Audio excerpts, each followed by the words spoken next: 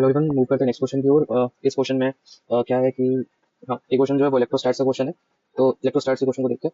तो to consent ध्यान देना क्या कह रहा है कि two concentric shell of radius R and 3r place shown the figure, find electric field at point P. तो मतलब कि एट पॉइंट पी, ये जो पॉइंट है इस पे आपका इलेक्ट्रिक फील्ड पूछा है।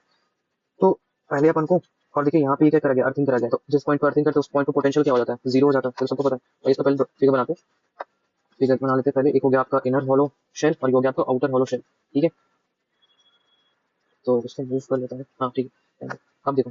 अब क्या है कि यहाँ से यहाँ का जो बड़े वाले का जो रेडियस है वो है 3r।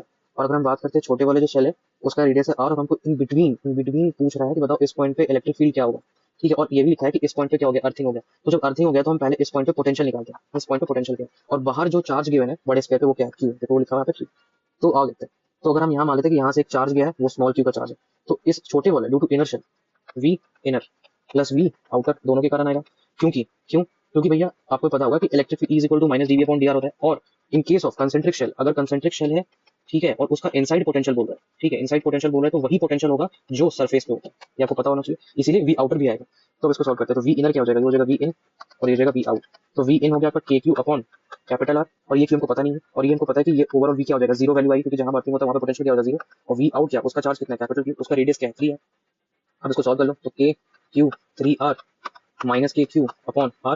तो आप इसको सॉल्व करोगे तो के से के कटा, आर से आर कटा, तो क्यू इज इक्वल टू क्या आ गया, माइनस क्यू। मतलब कि small q is equal to minus two by three. मतलब कि अंदर जो चार्ज आ रहा है, इनर शेल पे जो चार्ज आ रहा है अर्थिंग करने के बाद, वो क्या है, माइनस टू बाई थ्री। अब देखिए, अब आप निकालेंगे अपन, अब निकालेंगे अपन क्या, अब निकालेंगे अपन पॉइंट पी पे, इस पॉइंट पी पे इलेक्ट्रिक फील्ड। अब क्या निकालेंगे अपन, पॉइंट पी पे इलेक्ट्रिक फील्ड। तो देखिए electric field at point P.